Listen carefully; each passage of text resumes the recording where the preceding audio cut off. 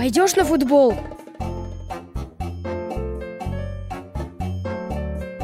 Пойду, это будет супер классная игра. Билимбек тут. Кто меня звал?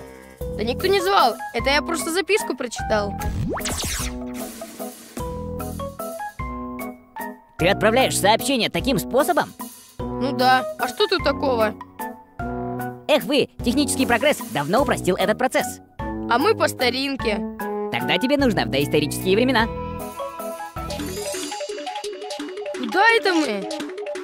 В Древнюю Грецию. Именно там появились первые письма.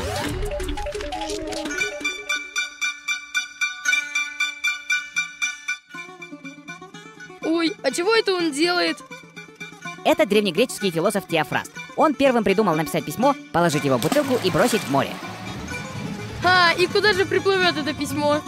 Да, у такого способа есть недостатки. Куда течение занесет послание, можно только предполагать. Но зато таким способом Теофраст доказал, что вода из Атлантического океана поступает в Средиземное море. Ой, а теперь мы где? В Египте. Тут придумали отправлять сообщения через гонцов. Как он быстро бежит!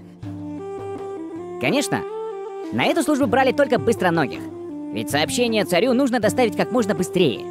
Позже это стали делать на лошадях. Но быстрее ли отправлять письма по воздуху? Конечно, об этом первыми додумались римляне. Для доставки писем они использовали почтовых голубей. Здорово! И голубь знает, куда лететь? Конечно, ведь голубь умная птица. Он привыкает к своему месту и всегда возвращается в гнездо. Летим за ним! Первая организованная почта появилась в Европе в 1650 году. Тогда люди стали рассылать письма уже по всему свету. Люди и сейчас отправляют письма. Верно, но сегодня придуманы еще более легкие и простые способы отправки сообщений. Как это?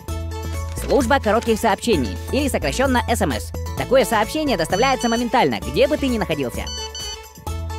Это я знаю. А если нужно фотографию отправить? Пожалуйста, для этого есть система передачи мультимедийных сообщений, или ММС. Ты можешь отправить со своего телефона фотографию, мелодию и даже видеоролик.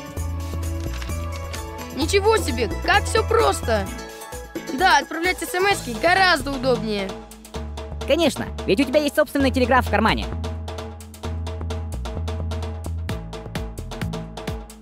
Ладно, Билимбек, не надо учиться.